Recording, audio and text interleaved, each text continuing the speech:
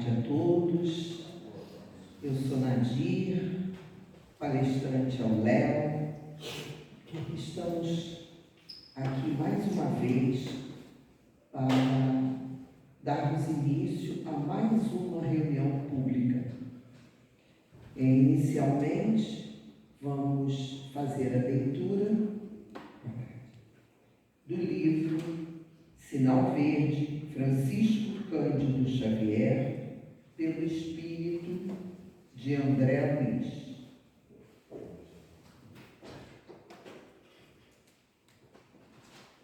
Em torno da felicidade.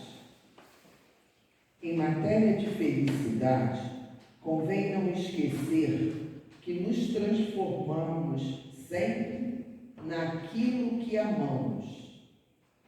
Quem se aceita como é, doando de si à vida o melhor que tem, caminha mais facilmente para ser feliz como espera ser. A nossa felicidade será naturalmente proporcional em relação à felicidade que fizermos aos outros. A alegria do próximo começa muitas vezes no sorriso que você lhe queira dar. A felicidade pode exibir-se, passear, falar e comunicar-se na vida externa, mas reside com endereço exato na consciência tranquila. Se você aspira a ser feliz e traz ainda consigo determinados complexos de culpa, comece a desejar a própria libertação, abraçando no trabalho em favor dos semelhantes o processo de reparação desse ou daquele dano que você haja causado em prejuízo de alguém. Estude a si mesmo, observando que o autoconhecimento traz humildade e sem humildade é impossível ser feliz. Amor é força da vida e trabalha vinculado ao amor, que é a usina geradora da felicidade. Se você parar de se lamentar, notará que a felicidade está chamando o seu coração para uma vida nova. Quando o céu estiver em cinza, a derramar-se em chuva, medite na colheita farta que chegará do campo e na beleza das flores que surgirão no jardim.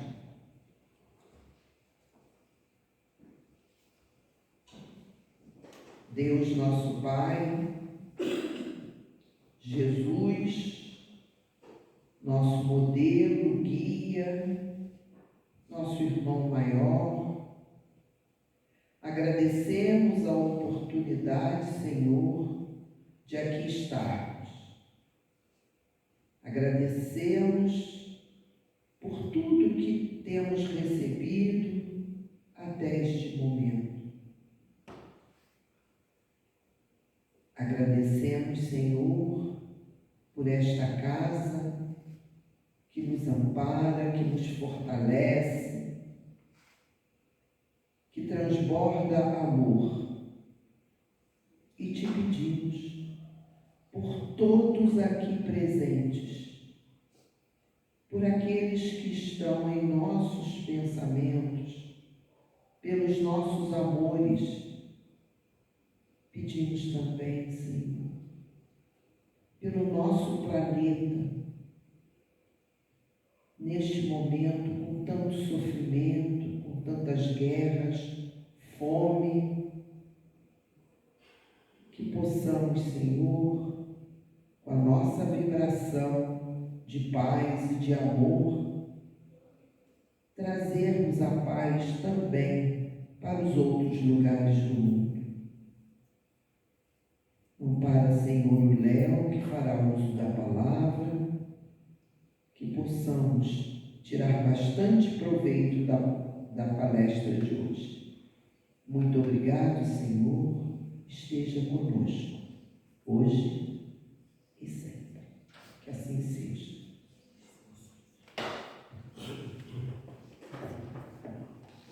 Vou pedir a todos que tirem o volume do celular ou desliguem como preferir. Agradecemos imensamente. Prezados irmãos, paz e alegria, com a permissão de vocês, dos senhores e da dirigente da reunião, eu falaria sem o microfone. Algum inconveniente?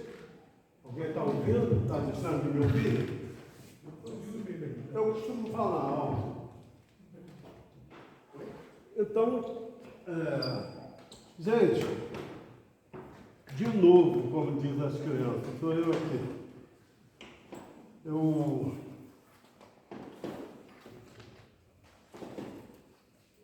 Aos que não me conhecem, eu sou Léo da Cruz. Gosto de falar que a gente lembra pouco. Nós somos tarefeiros voluntários, espírita. A última vez que eu estive aqui, na quarta-feira, tem um anúncio aí falando sobre Pix. Quem quiser, gostaria de ajudar, qualquer coisa assim, que é comum ver, né? E eu pensei, meu Deus do céu, lógico que uma casa dessa a gente gasta com luz, com essa limpeza que toda que existe aí, tem água, e encerrar, arrumar, é um prédio grande. Isso, evidentemente, tem despesa, né? Mas é bom que a gente sempre lembre, não temos nós o direito de condenar religião nenhuma, mas a religião espírita, né? Que não é só religião, é ciência e filosofia também, é a única que não se cobra nada a ninguém, zero. Ninguém é obrigado a dar nada, e é sempre bem tratado aqui como o outro que doa. Tem pessoas anônimas que doam importância sem grande. Então nós somos mais de 100 pessoas aqui, tarefeiros, efetivos, voluntários. Só temos uma pessoa que trabalha na casa com carteira assinada, um só. E ninguém é obrigado a pagar nada, mas evidentemente temos um quadro de sócios colaboradores, é um carnezinho que a pessoa paga por mês, se quiser, e os sócios efetivos são aqueles que, com o passar do tempo, costuma vir aqui, alguém vai observar e vai acabar chamando por uma tarefa qualquer, e a pessoa com uma tarefa qualquer se torna sócio efetivo, aquele que pode votar de 2 em 2 anos na diretoria ou fazer uma chapa para ser votado. É assim que funciona. Bem, me pediram para eu desenvolver esse tema aí, o amigo Márcio, né? Pediu para desenvolver esse tema. É interessante que eu conversando com parentes bem próximos meus, ele falou assim, gente, você sabe o que é credor? Aí uma daqueles, não, pessoas relativamente bem informadas, mas diz assim, credor é aquele que deve os outros, mas não, aí eu falei, e compassivo, o que é? Aí essa pessoa falou comigo, compassivo não sei.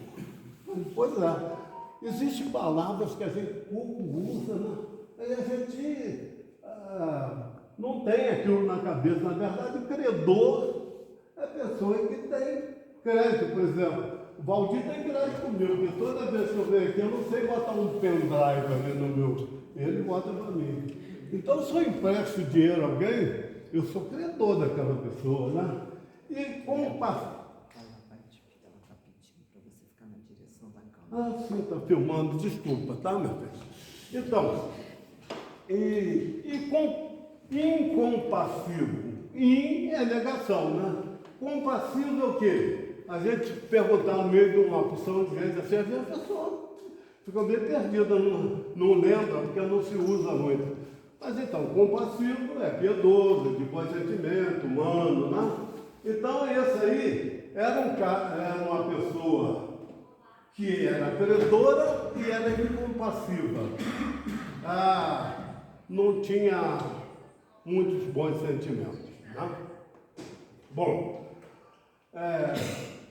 eu queria afirmar que o objetivo dessa minha palestra é lembrar coisas de Jesus e trazer também para a era contemporânea, para os nossos tempos, os ensinamentos deles.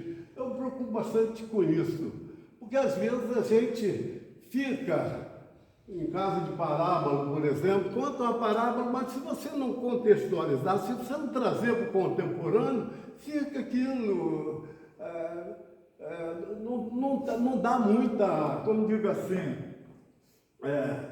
objetivo para a pessoa atuar na vida. Nós somos sal da terra. Aprender para fazer depois, né? Senão, se a gente aprender e não praticar, só complica a situação da gente, né? Porque você não podia nem chegar do outro lado da vida, porque eu não sabia. Não sabia. Então, o meu objetivo é lembrar e tornar contemporâneo os ensinamentos de Jesus. A gente às vezes pensa que no tempo de Jesus, porque ele era Jesus, era muito fácil pregar, né? Fazer o que ele fazia. E é bom que a gente lembre o seguinte, que não era fácil coisa nenhuma. A época que vivia Jesus na terra era a época de uma ignorância absoluta na maioria do povo. Inclusive, mais de 90% eram analfabetos. Não sabiam ler, não? Tinha pobreza extrema, escravos, né? Os judeus eram escravos dos romanos e eram revoltados. Aliás, quem fica sendo escravo não se revolta, não? Não que seja uma revolta viva, não? Mas ninguém gosta de ser escravo. Então tinha muita violência, tinha mendigos, malfeitores, prostitutas, pessoas corruptas. Era uma loucura. Então, e Jesus vivia nesse ambiente. É bom a gente lembrar disso também, porque às vezes a gente fica achando muito difícil atuar como sal da terra nesse mundo, porque realmente não é brincadeira. Eu me lembro que a vez passada, não falei isso, que estive aqui, estava lembrando o estágio em que nós vivemos, não? 4 celulares por segundo são roubados, 4 mulheres são estupradas por dia. Se cai um caminhão, uma tomba na serra, um carro de mercadoria, a pessoa saqueia. As criaturas vandalizam os postes, arrancam os fios, destrói tudo. É um mundo louco. Sem falar nas guerras, nas brigas por causa de política, né? Malquerência, Deus, de pessoas religiosas, famílias, por causa de fulano, beltrano, ciclano, quando na verdade era pacífico. Todo mundo tem o direito de ser o que quiser. Direita, esquerda, centro, o que não importa. Nós temos um livre-arbítrio, que é o maior de todos. Coisa que Deus nos deu, livre-arbítrio.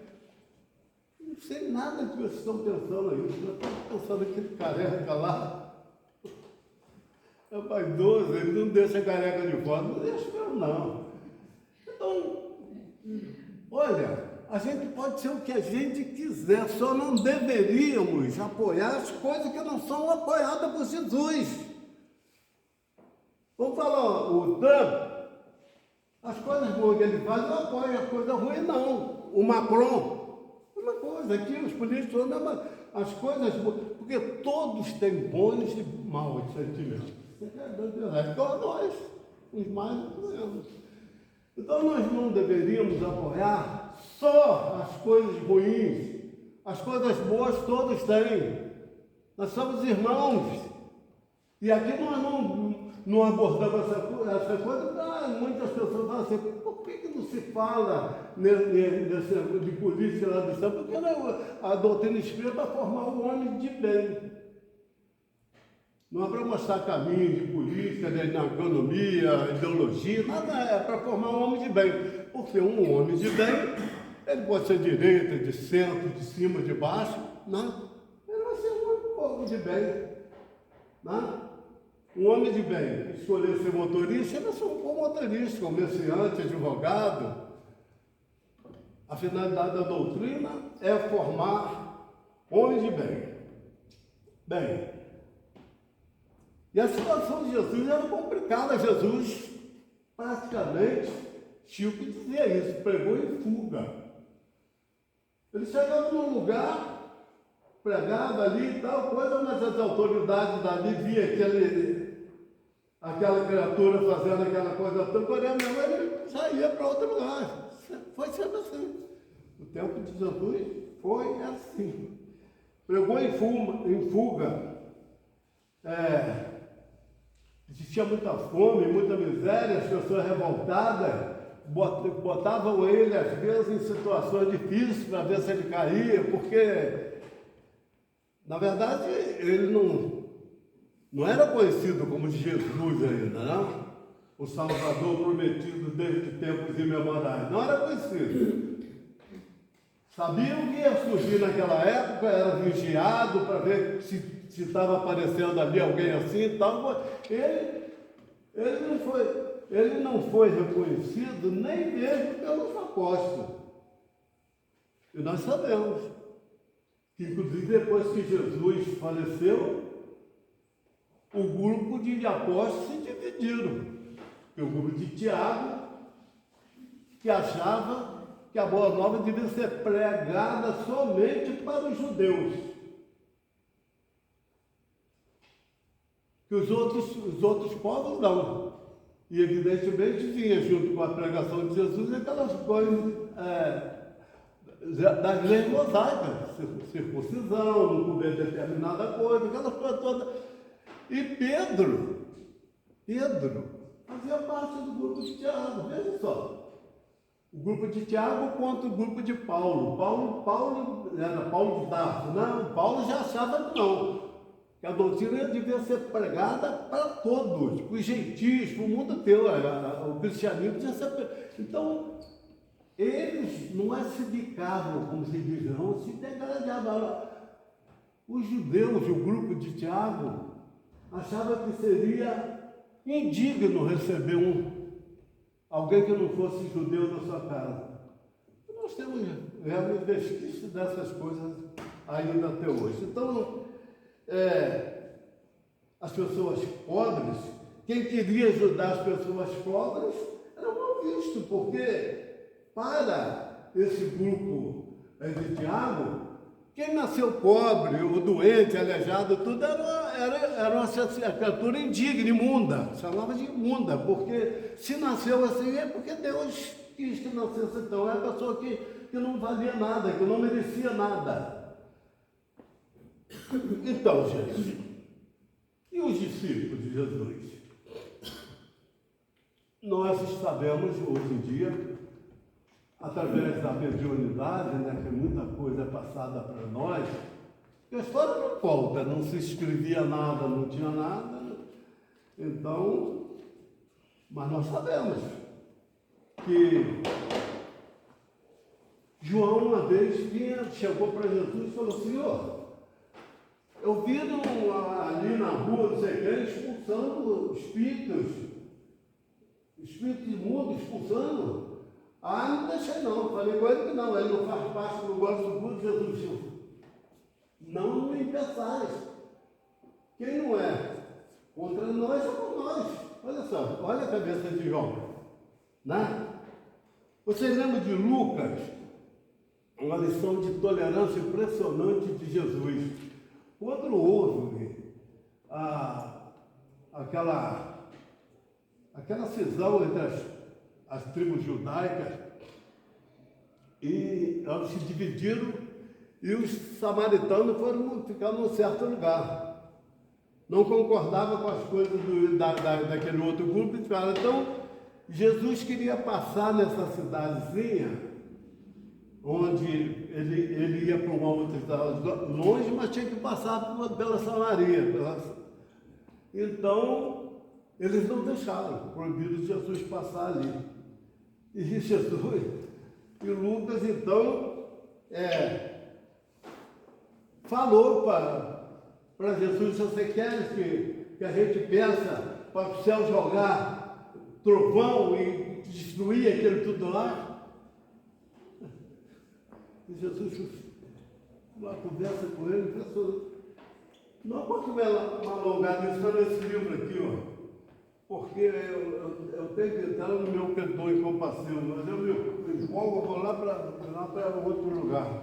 Mas olha, marco com sectarismo religioso é o Judas, fazia parte do grupo de Jesus, da voz, que a gente acha que eram santos.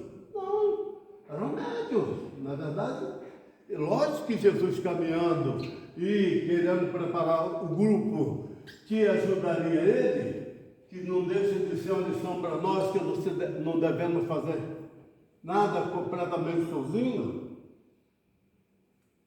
Ele, quando estava procurando os amigos, com a sensibilidade que tinha, perfeitamente percebia que aquele tinha sensibilidade, tinha mediunidade, capacidade de fazer parte do grupo dele, mas era muito comum.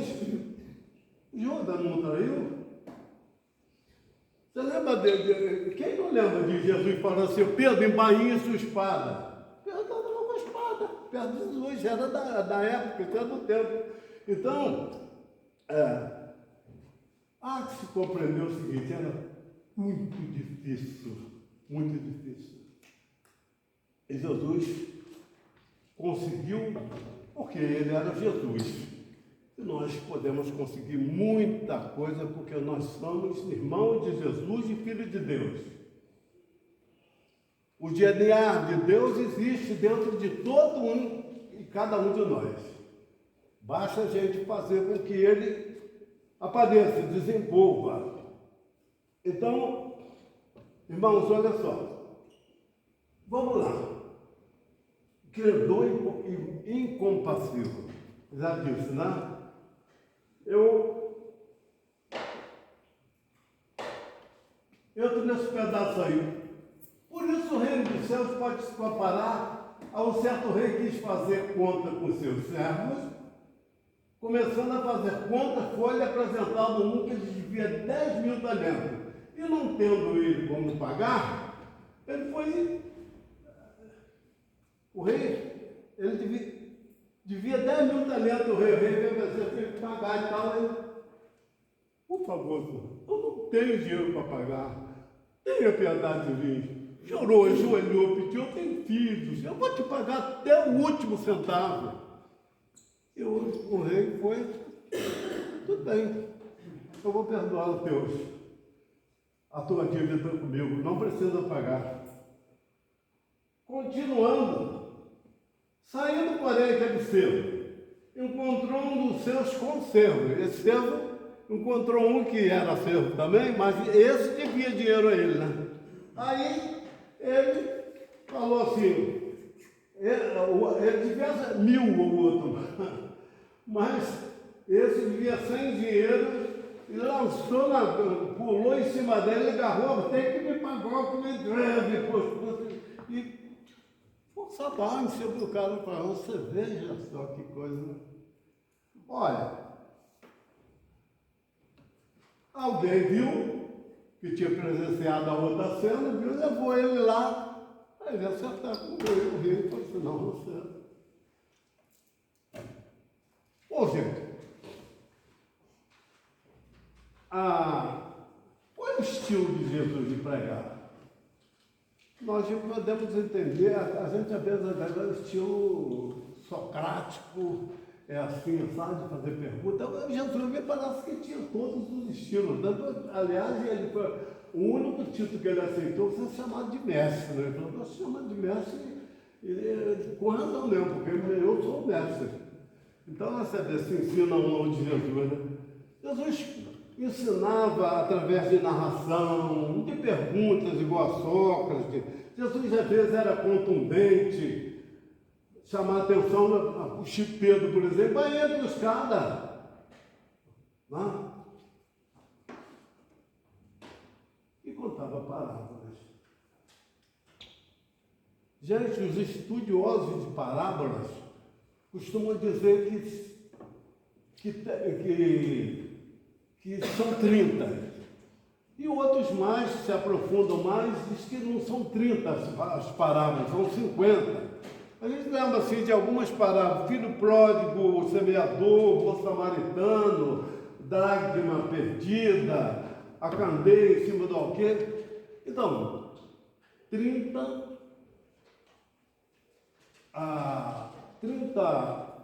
parábolas com certeza tem. 50, não sei, cada um pode entender mais ou menos o que seria parábola, não seria parábola, né? Mas não vem bem ao caso.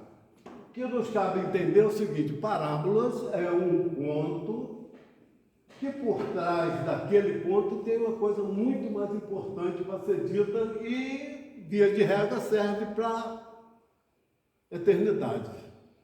A sabedoria de Jesus, né? Porque ele ensinava em todo momento.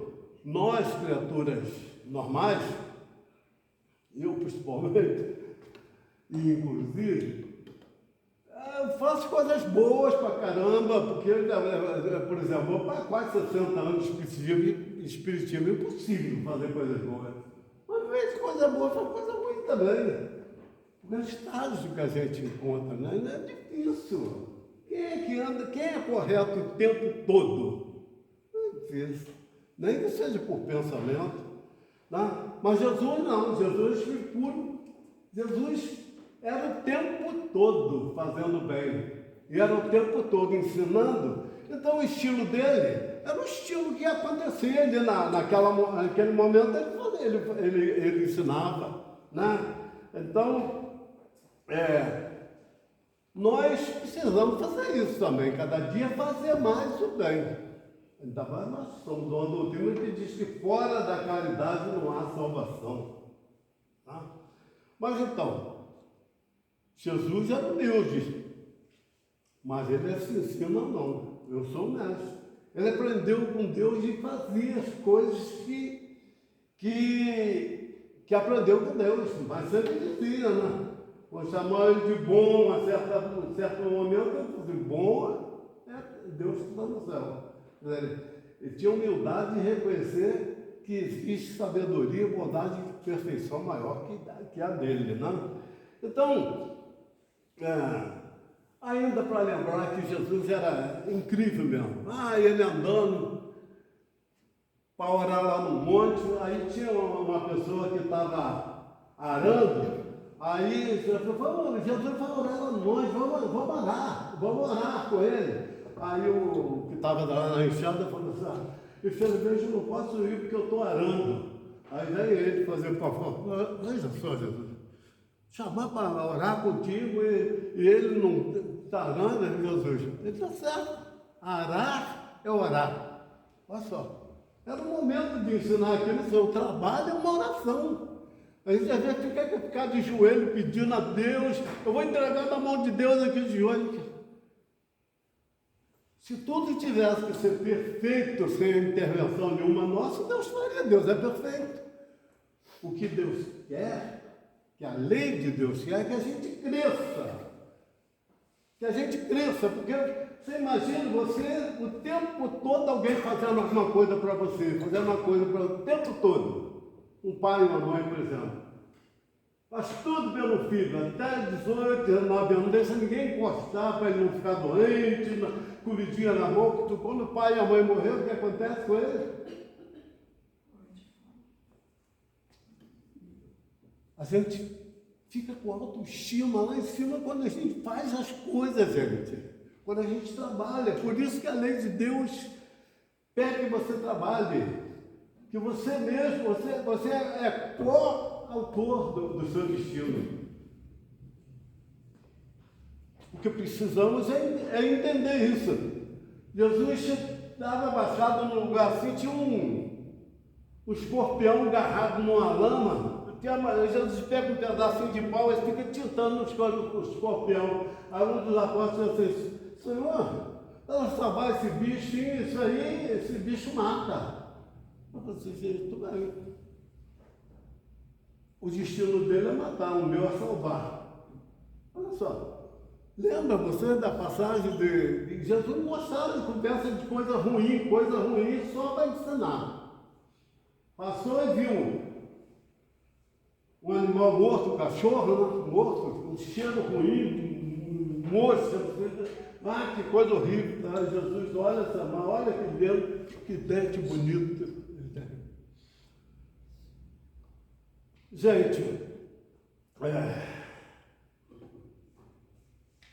é uma responsabilidade muito grande a gente ser espírita, né?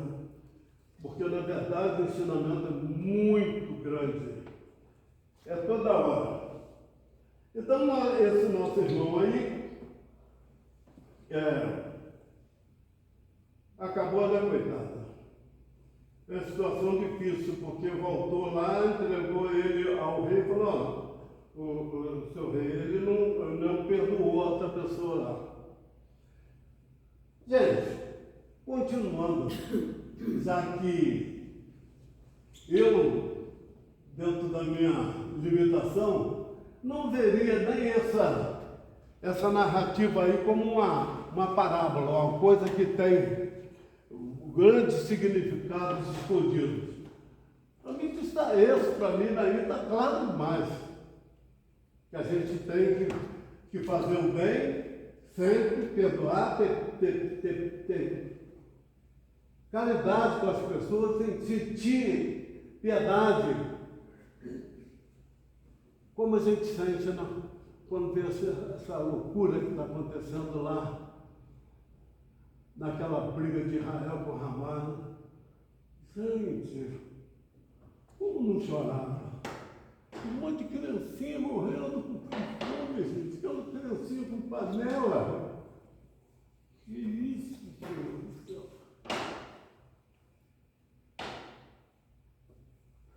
É o mundo que nós ainda vivemos e que a gente não consegue esforçar, pelo menos que fosse através de pensamento, conforme a nossa irmã acabou de fazer a prece dela aqui, porque a gente rezando, orando, a gente joga na atmosfera vibrações positivas para amenizar essas coisas. E toda vez que a gente não entra nessas discussões tolas, por causa de ideologia, de briga disso, de futebol, de não sei o que, quando a gente não entra nisso, a gente já está ajudando, porque toda vez que você se irrita com alguém, você está destruindo o seu organismo, porque já é explicado pelo Espiritismo e a ciência já está confirmando que toda vez que nós nos irritamos, alguma célula nossa é impactada e tira no nosso corpo problemas para nós e joga energia negativa no universo.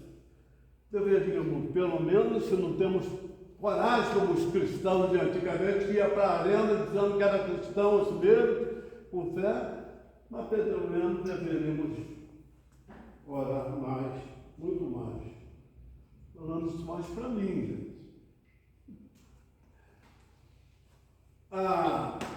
Amarás ao teu próximo como a ti mesmo, Jesus. Isso aí é uma máxima, é a máxima das máximas, né? Também eu adoro falar isso, não me incomodo de ser repetitivo.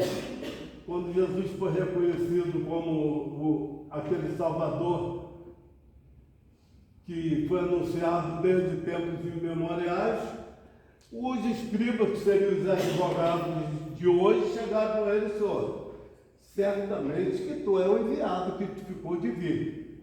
Porque ninguém faria o que tu faz se não fosse enviado. Então imagina o que Jesus fazia, né? Cego enxergar, paralítico andar, aquele magnetismo de curar pessoas, de andar, de contagiar multidões. Então, e ele chegava e falava para Jesus, não é certo que tu é o enviado. Isso não se discute mais. Então, Senhor, de tudo que foi escrito desde tempos imemoriais, na pedra, no barro, no papiro, no velino, o que é mais importante que deve ficar na cabeça disso? Amarás o teu próximo como a ti mesmo. Essa é coisa que, olha, está acima de tudo, até na fé, na religião, amar o próximo. E essa religião que nós temos, essa religião espírita, diz o seguinte, que pode uma pessoa ateu estar na frente da gente muito tempo, porque só faz o bem.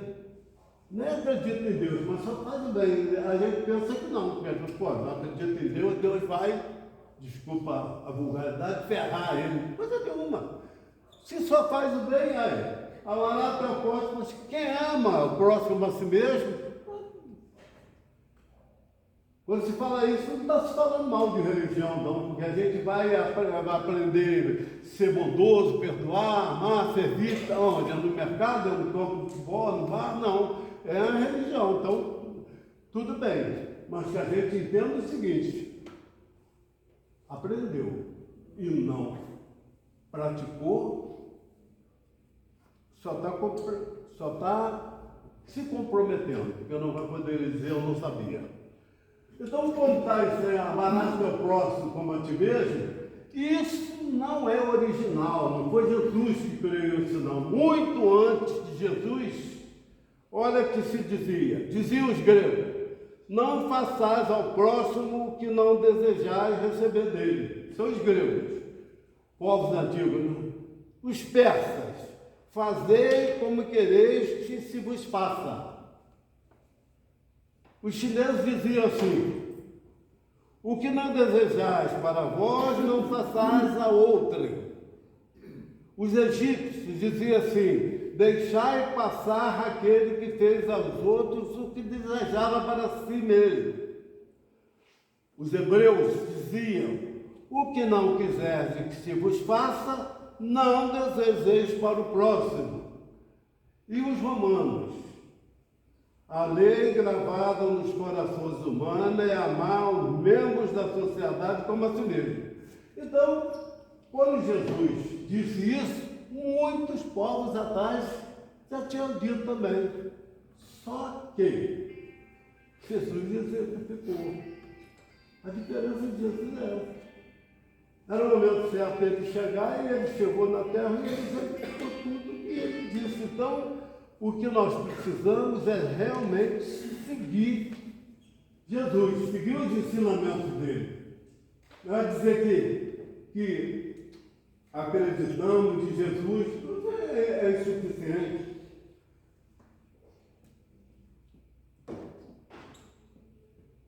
Outra, assim, essa é uma dessas que eu falei, mas vamos para essa. Outra.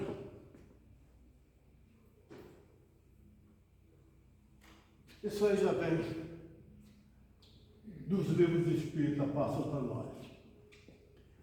O amor é, não raro, mais compreensão do que afeição. Gente, quantas vezes a gente se aborrece, se irrita, destrói o dia, semana, por causa de um aborrecimento? É porque a gente não tem compreensão com as pessoas.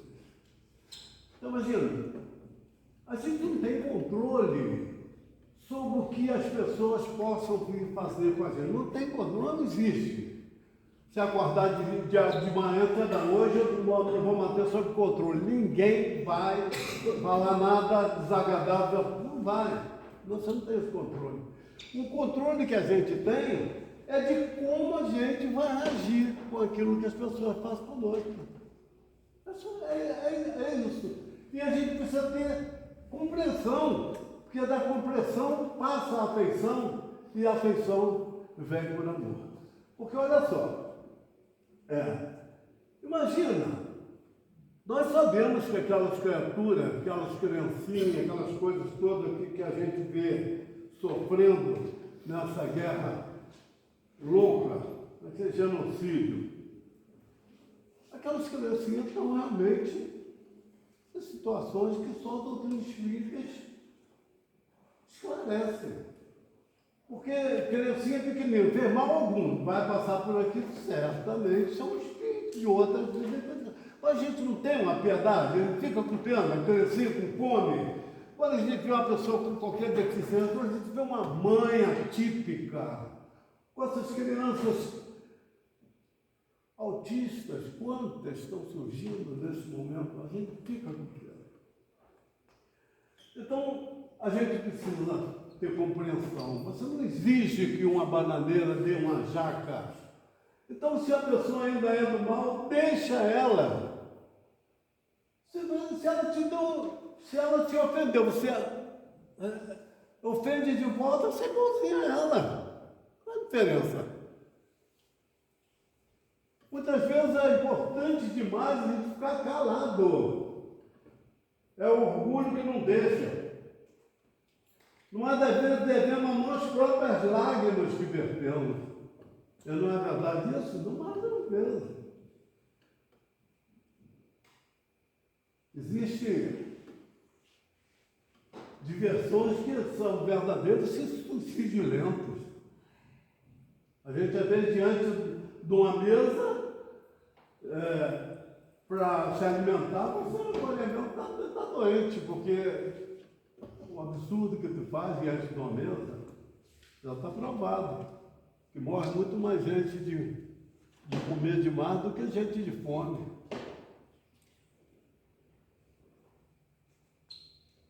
Escolher também renunciar. Meus irmãos, a gente escolheu vir aqui, no centro hoje. Você renunciou de estar em algum lugar que você poderia ir. Então, tudo tem consequência na vida. Quando nós apoiamos uma coisa, quando nós nos dispomos a executar alguma coisa, a gente tem que pensar muito nas consequências. Porque escolher é renunciar. Se nós escolhemos ser cristãos, e mais do que isso, nós escolhemos ser cristãos espíritas, é importante que a gente possa estar atento para as nossas atividades, porque, com certeza, a cobrança para nós vai ser bem maior. O poder não será bom na mão de criaturas más. Então, nós temos que cada dia mais nos tornar criaturas bondosas, criaturas generosas, criaturas que estão sempre pensando, falando e fazendo bem. E qual é o melhor meio da gente conseguir esse tipo de coisa? Está lá na pergunta 919, né? Estou até me lembrando que uma vez vi a nossa amiga aqui fazendo uma palestra aqui sobre isso. Qual o meio mais prático que tem o homem de se melhorar nessa vida e de resistir à tentação do mal? A pergunta que Kardec faz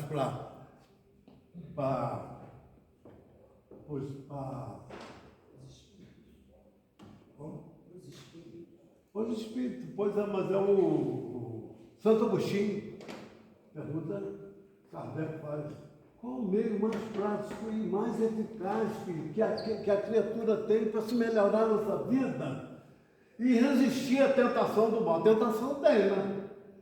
Porque Jesus ensinou, e não nos deixeis cair em tentação. Tentação tem um tanto, nós nascemos aqui na terra, é porque nós temos criaturas que são suscetíveis de serem tentados. Tentação tem o tempo todo. É só ligar, comprar um jornal, ligar a televisão. Ligou a televisão, acabou, né? Porque a maioria das notícias são notícias que para trazer irritação, descontrole e confusões. Então, aí ele pergunta para Santo Agostinho qual é o meio mais fácil. Ele fala assim: um sábio da antiguidade nos disse: conheça-te a ti mesmo. É o Sócrates, né? Sócrates, algum tempo antes de Jesus, quando viveu na Terra, falou que a melhor maneira de você melhorar é conhecer a si mesmo. Conhecer a si mesmo é o quê? Submeter à apreciação a tua personalidade, teu tipo de... Kardec ainda insistiu, ele falou assim: eu entendo perfeitamente a concepção dessa máxima que está falando, conhece a ti mesmo. Mas a dificuldade está exatamente em conhecer a si mesmo. Como consegui-lo? Aí Santo Agostinho é um texto grande. Fazer o que eu fazia quando vivia na terra. Antes de eu dormir, pensava em todas as coisas que eu fiz durante o dia, no bem e no mal que eu fiz. É isso que nós precisamos fazer. Pedir o anjo da guarda para nos ajudar, mas não é ficar botando forno quente nervo da gente, não. É ver mesmo o que você tem de errado. Porque como é que a gente vai melhorar se você não admite que você tem aquilo? Bom, eu tenho dificuldade de realmente de escutar as coisas dos outros. Eu gosto muito de falar, mas escutar é complicado para mim. Se você reconhecer, aí você vai dali fazer um projeto também. Eu vou escutar mais. Eu sou o dono da verdade. Aliás, diz que a verdade é como uma espécie de espelho que desprendeu lá do infinito, espalhou no chão para todo lado. E vai caco grande, pequeno, mas, veja só, tem sempre um pedacinho de verdade. Um pegou um maior, mas tinha que juntar tudo para formar a grande verdade. Tá? Então, quase todas as questões têm o seu outro lado. E assim precisava se entender melhor, ouvir melhor o outro. Não só falar, porque a diferença que existe entre nós é justamente para que a gente se entendesse, conversasse com honradez e dignidade para procurar o melhor caminho. Isso aqui tem que ser feito assim. Não, eu tenho que ser assado. Então vamos tentar assim, a escolha mesmo encontrou gente. Quando duas pessoas estão procurando o melhor caminho, acaba encontrando. É isso que nós precisamos pensar. Controle os seus hábitos, ou eles me controlarão. Temos mais. Uma vez, alguns devem me lembrar de mim. Eu trabalhava na padaria Flor da Serra, em frente ao Clube Coral Concórdia, na 13 de Maio. E eu colocava uns pensamentos lá no quadro. E aquilo ficou mais de 20 anos de Petrópolis, eu acabei me tornando reconhecido. Um dia eu coloquei lá um pensamento e não foi nem esse não. Estou lembrando aqui a pensação.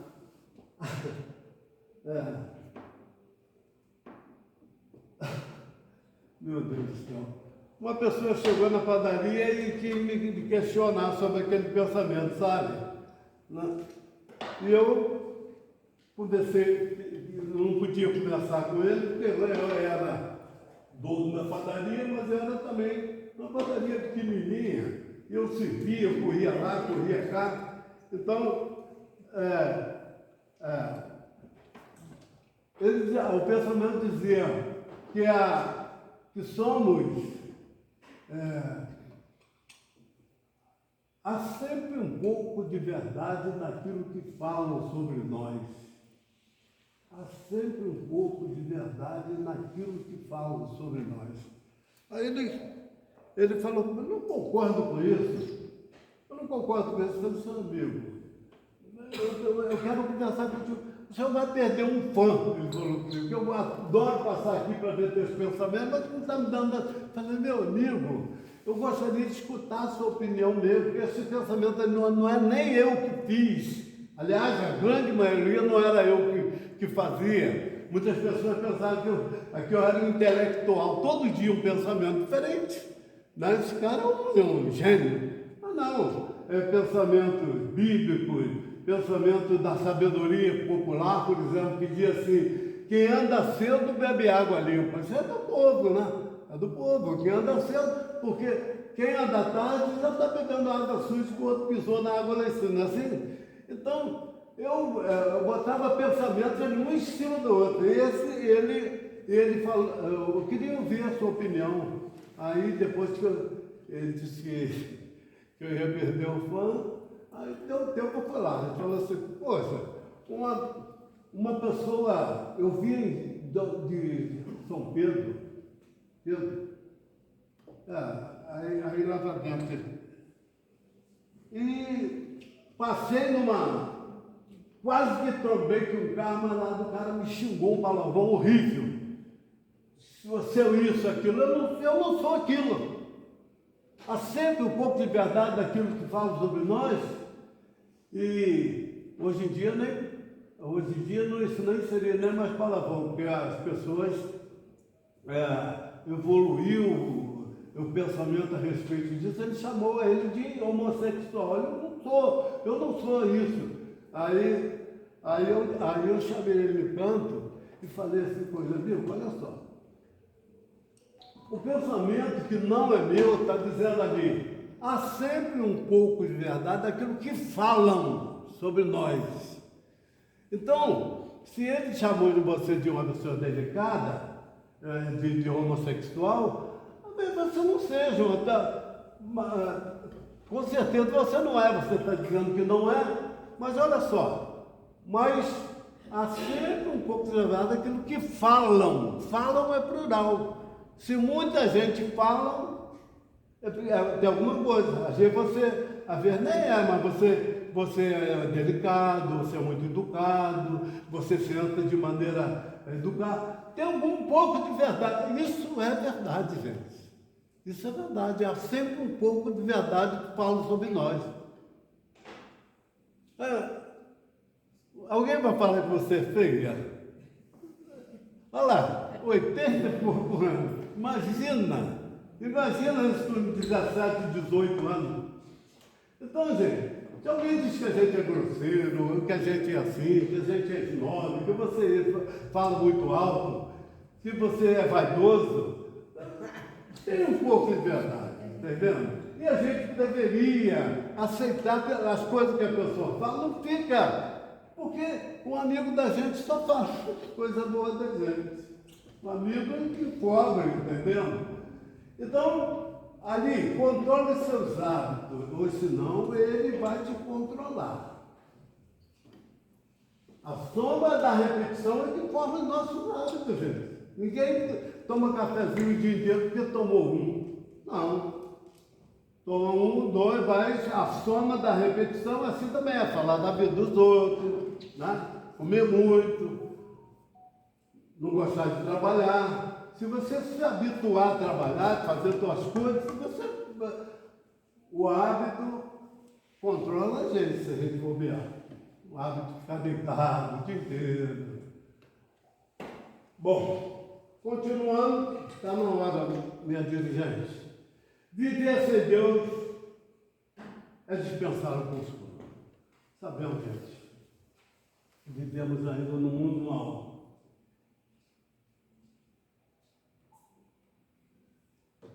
nos cabe ajudar para que melhore. E a gente se sentirá bem se, no fim da nossa vida aqui na Terra, a gente ter percebido que a gente fez alguma coisa de valor. Então, sofrimento? Não tem um que não tem. Tenho certeza absoluta que eu pedi isso para levantar. Levanta a mão, você que não tem problema nenhum. Pode ser até que em certos momentos nós temos momentos felizes e devemos usufruir dele. Não é viver cabisbaixo. Para ser religioso, para ser pessoa de bem, não precisamos estar de cara amarrada. Nós tem coisas incríveis para usufruir aqui na face da terra. Mas tem sofrimento também. Separações na família, doenças, crianças doentes, guerra nesse mundo, assalto.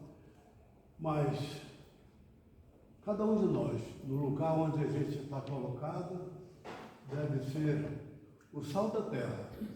Porque, como lembrei no começo, as dificuldades de Jesus foram muitas, mas ele conseguiu. E nós, pequenininho como somos, podemos fazer a nossa parte, sim. Porque fazendo a gente melhora o mundo. Afinal de contas, o exemplo é uma lição simplificada. Muito obrigado, pastor.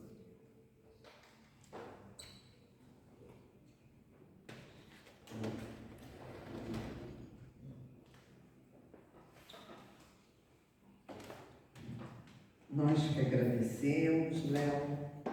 Tão bom, né? Ver um octogenário aqui fazendo uma palestra com essa lucidez. Muito bom. Novos tempos de terceira, quarta idade, né? Muito bom. Muito obrigado, Léo. Vamos agora para os momentos finais. Vamos pedir ao nosso irmão Valdir para fazer a prece de encerramento e darmos início à segunda parte da nossa reunião.